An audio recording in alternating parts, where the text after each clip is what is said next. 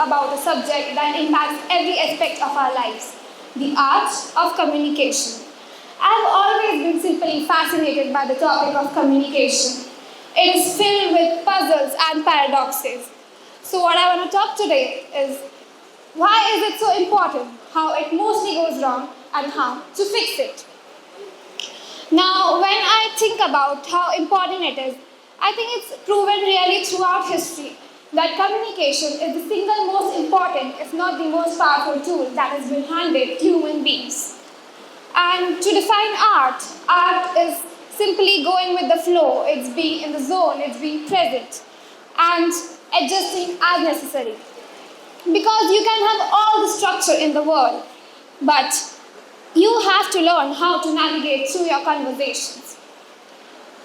You have to learn to navigate through questions or rebuttals or comments that you may have never even heard before.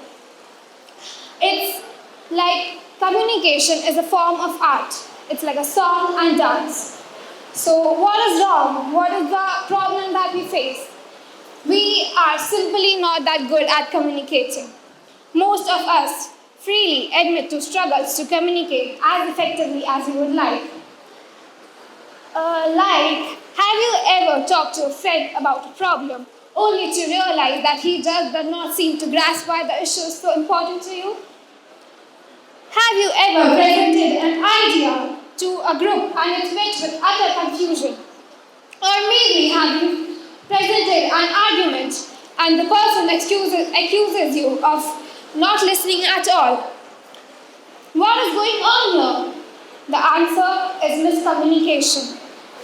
And in some form or the other, we have all faced it. The fact is, even when we are speaking to the person in the same room, in the same language, human communication is really complex.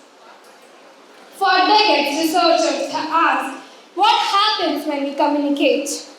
It's accurate to think that communication is a game of catch.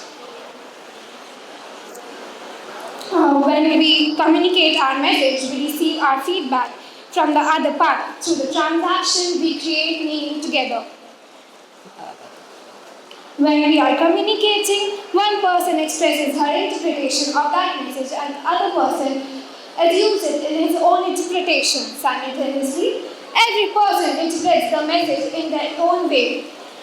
So as the information goes back and forth, being reshaped, reworked, and always changing, it's no wonder that our message becomes a mass of miscommunication. But luckily, there are some practices that can help us navigate our daily interactions for better communication. 1. Recognize that passive hearing and active listening are not the same. Engage actively with verbal and non-verbal feedbacks of others and adjust your message to facilitate greater understanding. 2.